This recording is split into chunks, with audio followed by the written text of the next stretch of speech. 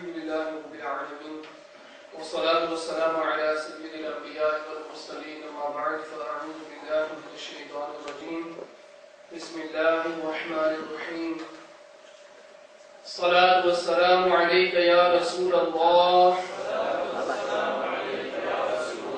وعلى آلك وأصحابك يا حبيب الله الصلاة والسلام عليك يا نبي الله وعلى آلك وأصحابك يا نور الله نويت سنة الاعتكاف. Islam brothers, alhamdulillah, beautiful sunnah of the Prophet sallallahu alaihi wasallam is that whenever we enter the masjid, always enter with your right foot inside first. And upon entering, read the dua, alhamdulillah. The dua is on the door itself on a sticker, Allahumma aftah li abwaba rahmatik. And then another beautiful sunnah. See, we're getting opportunities after opportunities. A beautiful sunnah of the Prophet sallallahu alaihi wasallam is that the Prophet sallallahu alaihi wasallam said that when someone comes inside the house of Allah in the masjid and he makes the nafi i'tikaf intention, these three magic words which we've read, nawaitu sunnat al-i'tikaf. The Prophet ﷺ, he says that whoever makes the nafi i'tikaf intention, as long as he will remain inside the masjid, Allah Azza wa Jall's innocent angels will write good deeds for him for free. Alhamdulillah, these are a couple of sunnahs which we've learned today, and inshallah Azza wa Jalla, may Allah give us the ability to act upon them and to teach others as well, inshallah. Alhamdulillah, we keep on hearing about the beautiful blessings of reciting durood, salutations on the Prophet sallallahu alaihi wasallam. It is written in a book, Al-Qawl al-Badi', that Hazrat-e-Sayyidina Sheikh Ahmad bin Mansoor, rahmatullahi ta'ala alayh, someone saw him in their dreams when he passed away. They saw him wearing the beautiful clothes of paradise, and on his head was a beautiful crown adorned with pearls. He was also standing on the steps of the mihrab of the Jamia Masjid of Shiraz. The person seeing this dream, he asked him, Ma fa'ala Allahu bika? How did Allah Azza wa Jal treat you? And the great Shaykh, he replied, the Almighty has forgiven me. He has shown me honor, He has made me adorn a crown of pearls, and He has made me enter paradise. When he was asked as to why he had been given this honor, he replied, all praise is for Allah Azza wa Jal.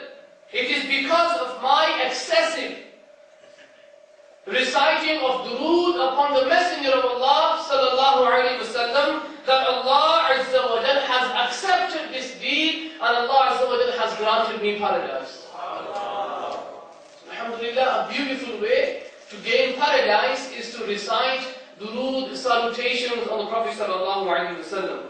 So my dear Islam brothers, inshallah Azza wa Jal will begin this ijtima with reciting durood-e-Pak with the Prophet sallallahu alaihi wasallam. Sallu ala al-Habib, sallallahu ta'ala ala Muhammad, sallallahu ta'ala alayhi wasallam. I want you to listen carefully.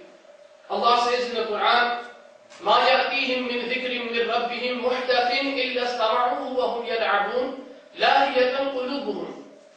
That whenever a new message comes to them from their Rabb Azza wa Jal, they do not listen, their hearts are in game.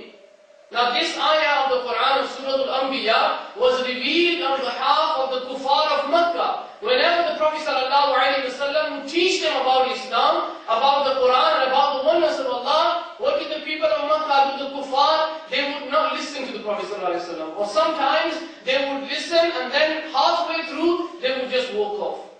So Allah Azza wa Jalla is telling us in a way, my dear Islam brothers, that whenever we listen to the Quran and Sunnah, we should listen with attentive ears, and not only listen, but try to have that intention that whenever we listen, Allah gives us the power to act upon it as well.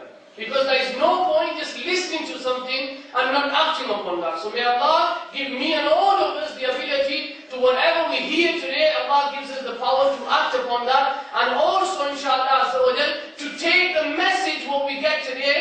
other brothers and sisters who are outside, inshallah. Hazrat-e-Maulana Sheikh Abdullah Shafi'i rahmatullahi ta'ala alayhi, in his Journal of Travels, he records a following story. He says that I was once traveling to Basra, to a village, when suddenly a terrifying looking robber came in front of me.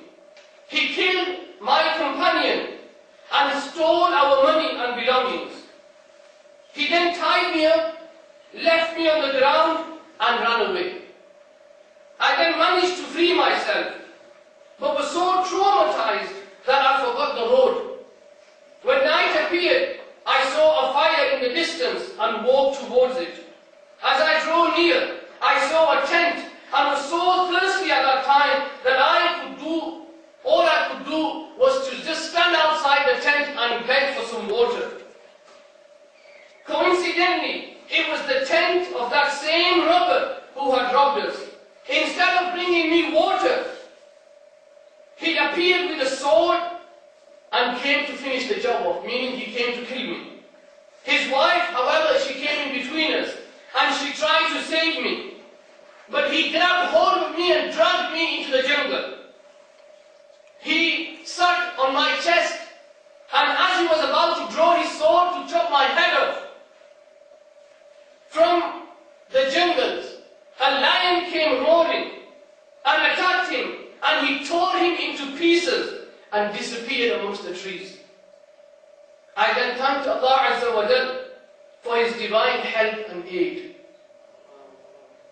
My dear Islamic brothers, this man, he was an innocent person. And that robber, just think to yourself, he was someone who was oppressing him.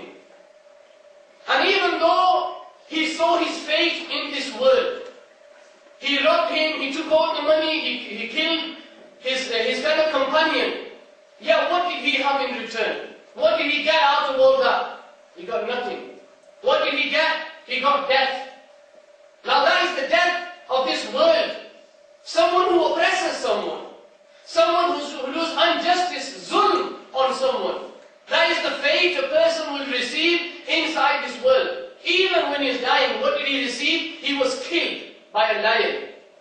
And then there is the grave to come, and then the hereafter as well. There is a beautiful hadith of the Prophet ﷺ, narrated by Hazrat-e-Maulana Abu Musa Ash'ari radiyallahu ta'ala anhu. He says that the Prophet ﷺ, he says that Allah Azza wa Jal, He gives reprieve to the oppressor, and when finally He takes hold of the criminal, thereafter He does not spare him. So Allah Ta'ala gives freedom to a person. We are born free.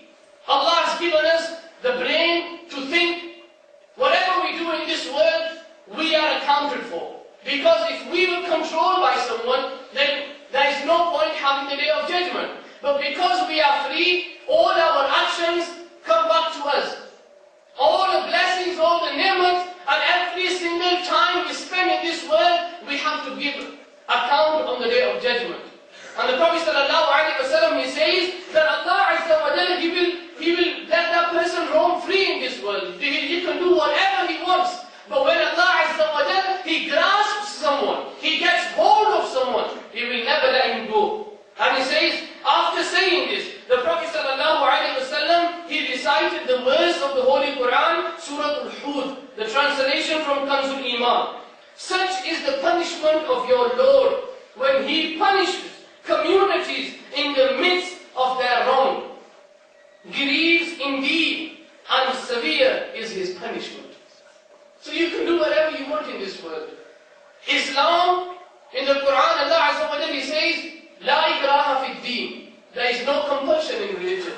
You can do whatever you want. You can choose which life you want to live about. You can choose which path you want to walk on. You can do whatever you want. But remember, on the Day of Judgment, you will be held responsible for everything, for every action you have done in this world.